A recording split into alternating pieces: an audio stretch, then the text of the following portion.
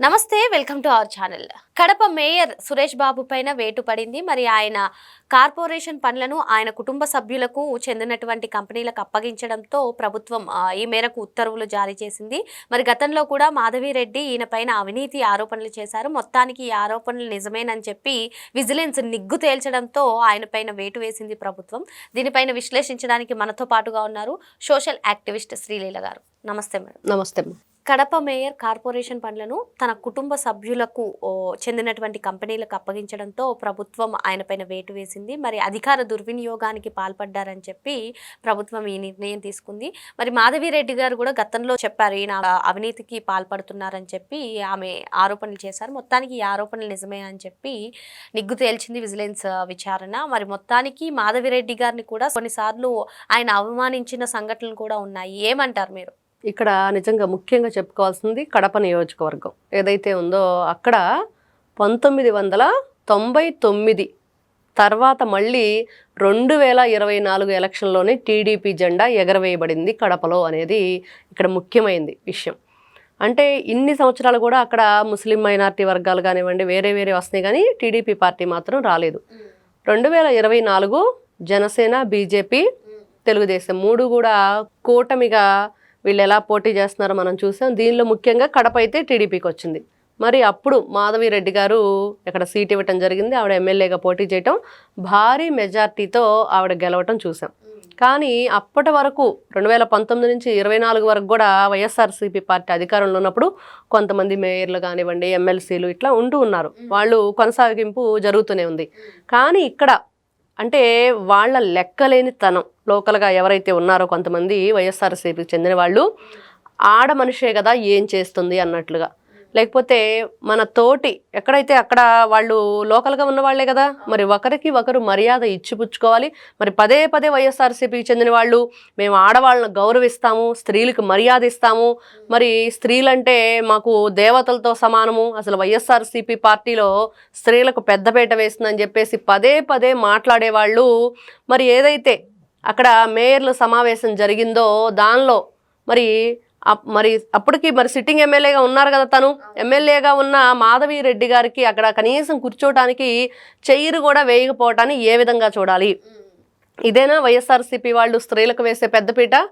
మరి అదేవిధంగా అక్కడ కొంత వాగ్వివాదం జరగటం, తను దానికి అక్కడ స్పందించడం. అంటే ఎవరికైనా వస్తుంది, ఒక ఎమ్మెల్యేగా ఉండి ఎంతో కష్టపడి భారీ మెజార్టీతో గెలిచిన తర్వాత అక్కడ మున్సిపాలిటీ స్థాయి వాళ్ళు లేకపోతే ఎమ్మెల్సీలు ఎవరైనా సరే మరి వాళ్ళకి మర్యాద ఇచ్చిపుచ్చుకోవాలి అనేది లేకుండా వాళ్ళు ప్రవర్తించిన తీరు అక్కడ లోకల్గా ఇంకేమైనా వాళ్ళకు ఉండుండొచ్చు. ఇవన్నీ పక్కన పెడితే మెయిన్గా అక్కడ కనిపిస్తుంది ఏంటంటే ఎమ్మెల్యే అయిన ఒక క్యాండిడేట్ ఎవరైతే ఉన్నారో ఎమ్మెల్యేగా ప్రజెంటు, ఆవిడకి అక్కడ మర్యాద ఇవ్వకపోవటం. మరి అవన్నీ చూస్తున్నప్పుడు ఆవిడ ఏ విధంగా మాట్లాడారు, మరి ఆ రోజు ఫైర్ అయ్యారు, బాగా చూసాము ఏం జరిగిందనేది. ఖచ్చితంగా నాకు చైరీ లేదు కదా, ఇంకా ఆ చైర్లో నువ్వెట్లా ఉంటావో చూస్తాను అన్నది. అంటే కడప అంటేనే పౌరుషాల గడ్డ అనేది అందరికి తెలిసిన విషయం. మరి అదేవిధంగా ఒక స్త్రీ తలుచుకుంటే చేయలేనిది ఏదీ లేదు. అంటే న్యాయబద్ధంగా, చట్టబద్ధంగా, అవినీతి పరంగా కాదు. ఇక్కడ మనకు కనిపిస్తుంది అదే. అంటే అక్కడ మేయర్ ఎవరైతే ఉన్నారో మరి మున్సిపల్ చైర్మన్గా మరి ఆయన ఏం చేశారు అనేది మనం చూస్తే మరి అక్కడ ఒక నియమ నిబంధనలు ఉన్నాయి. మరి సొంత కుటుంబ సభ్యులకు కానీ పరోక్షంగా ఇవన్నీ కూడా మనం ఎటువంటి కాంట్రాక్ట్స్ ఇవ్వకూడదు అనేది. మరి తన భార్య తన కొడుకు పేరు మీద ఉన్న కంపెనీలకి తన కాంట్రాక్ట్స్ ఇచ్చాడు, 10 రకాలు ఇచ్చాడు. వాటిలో ఆల్రెడీ 7 కంప్లీట్ అయిపోయినాయి, ఇంకా 3 చేయాల్సి ఉన్నాయి, అవి ఇంకా కంప్లీట్ చేయలేదు. మరి ఇవన్నీ చేయకుండా మీరు ఎలా ఇచ్చారంటే అవి వాళ్ళ పేరునే ఉన్నాయి కానీ నేను మాత్రం వాళ్ళకి అవి అప్పచెప్పలేదు అనేది ఒక వింత ఆన్సర్ చెప్పాడు. అది మాత్రం చాలా హాస్యాస్పదంగా ఉంది. ఇదంతా చూసుకుంటే ఖచ్చితంగా అతని మీద వేటు పడింది. అంటే నిజంగా అంటే కేవలం మాధవిరెడ్డి గారు పగ తీర్చుకున్నారంటే కాదు, అక్కడ జరుగుతున్న అన్యాయాల్ని, అక్రమాలని, దొడ్డిదారిని వీళ్ళు తరలిస్తున్న కొన్ని ఏదైతే ఉన్నాయో ఇవన్నీ కూడా వాళ్ళు ఏదైతే చేస్తున్నారో చట్ట వ్యతిరేకంగా, కాబట్టి వీటన్నిటిని కూడా బయట పెట్టడం. అదేవిధంగా ఈవిడ అందేంటంటే ఈవిడ అన్న కోణం వేరు, అక్కడ జరిగిన కోణం వేరు. ఆవిడ ఏంటంటే ఆ రోజు నాకు చైరే లేదు కాబట్టి నువ్వు ఆ చైర్లో ఎలా ఉంటావు అన్నదాన్ని చూపిస్తారు. కానీ మరి ఆ చైర్లో ఈరోజు ఆయన కూర్చోబోవటానికి కారణం ఏంటి? మరి ఏంటి అంటే ఆయన అవినీతి ఏదైతే ఉందో అది చేశారు కాబట్టి ఆయన కుర్చీలో కూర్చోలేకపోతున్నారు ఇప్పుడు అనేది మనకు కనిపిస్తుంది. ఇక్కడ ఇంకొకటి మేడం, అధికారం దుర్వినియోగం చేయడంతో ఇప్పుడు కడప మేయర్ పైన యాక్షన్ తీసుకున్నారు. మరి మాజీ ముఖ్యమంత్రి అయిన జగన్మోహన్ రెడ్డి కూడా అసలు ఈ అధికార దుర్వినియోగాన్ని ఏ విధంగా చేశారో ఇప్పటికీ అభియోగాలు వస్తున్నాయి. మరి ఆయన పైన ఎప్పుడు చర్యలు తీసుకుంటారనే డిమాండ్ కూడా వినిపిస్తుంది. దీనిపైన మీరేమంటారు? ఇక్కడ వైఎస్ఆర్సీపీ మెయిన్ ఎవరైతే అప్పుడు ముఖ్యమంత్రిగా ఉన్న వ్యక్తి జగన్మోహన్ రెడ్డి గారు, మరి ఆయన ప్రమేయం లేకుండానే అసలు చిన్న స్థాయి నుంచి అక్కడ కార్యకర్త దగ్గర నుంచి కూడా మరి ముఖ్యమంత్రి హోదాలో ఉన్న జగన్మోహన్ రెడ్డి ఆదేశాలు లేకుండా ఏదైనా జరిగిద్దా అంటే ఏదీ జరగదు.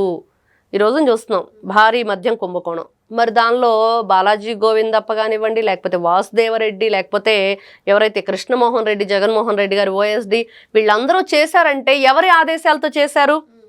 వాళ్ళ కేర్ ఆఫ్ ఏంటంటే జగన్మోహన్ రెడ్డి. అది కనిపిస్తూనే ఉన్నది. ఈ రోజున జనాలు అనుకుంటూ ఉంటున్నారు మరి ఏంటంటే చిట్టి ఎలుకలను పడుతున్నారు, ఎలుకలను పట్టుకోవటం కాదు కొండను దవ్వి ఎలికని పట్టినట్టుంది అనేది కాదు, ఈ ఎలుకలను ఎరవేసి పంది కుక్కలను పడతారు అనేది మనకు కనిపిస్తుంది. నిజంగా అదే జరగబోతుంది.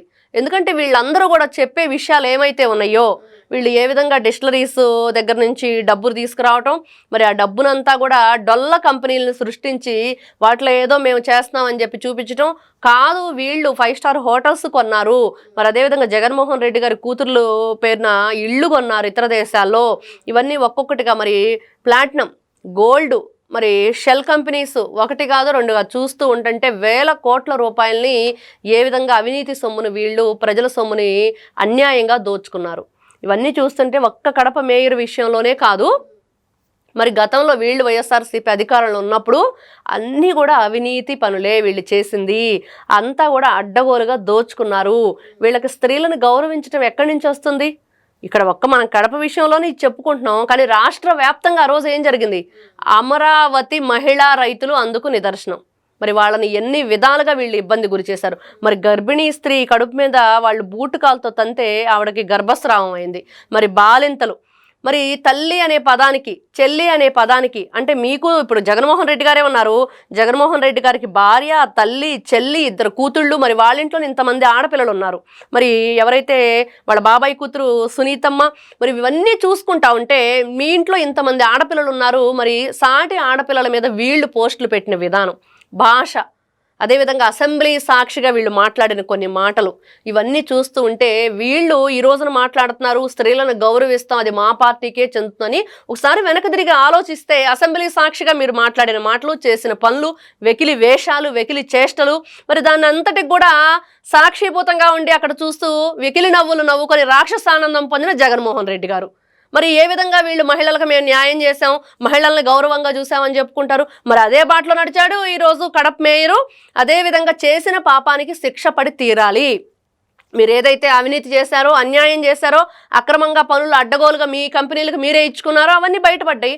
కాబట్టి ఈ రోజున ఏదైతే ఒక హోదా ఉందో 2026 వరకు అతనికి ఉంది, దాంట్లో ఇంకా టైము. మరి ఇప్పుడు ముందుగానే ఎందుకు వెళ్ళిపోవాల్సి వచ్చిందంటే ఏదైనా తప్పు చేస్తే శిక్ష పడి తీరిద్ది. మరి ఎవరైనా సరే మనం చూసాం, దానికి నిలువెత్తు నిదర్శనం కామన్ మ్యాన్ కిరణ్ని కూటమి ప్రభుత్వం మరి నారా చంద్రబాబు నాయుడు గారి ఆదేశాల మీదకు ఏదంటే పార్టీ నుంచి సస్పెండ్ చేయటం, మరి జైలు శిక్ష అనుభవించటం అతను, మరి ఆ శిక్ష కంటిన్యూ నడుస్తూ ఉంది కదా. ఇవన్నీ కూడా ఒకసారి జగన్మోహన్ రెడ్డి గారు వెనక్కి తిరిగి ఆలోచించుకొని మరి పదే పదే మరి కూటమి ప్రభుత్వం మీద బురద జల్లే ప్రయత్నమే కానీ వాళ్ళు చేసేది ఇంకొకటి ఏమీ లేదు. వాళ్ళకైనా కూడా ఎన్నిసార్లు ఎన్ని విధాలుగా మనం చెప్పడానికి చూస్తున్నా కూడా వాళ్ళకి అర్థం కాని పరిస్థితి. కడప మేయరే కాదు, ఎవరైనా సరే అక్రమాలకు, దౌర్జన్యాలకు, అవినీతికి పాల్పడితే వారి పదవి నుంచి వైదొలగడమే కరెక్ట్ అని చెప్పి మేడం చెప్తున్నారు. Thank you madam.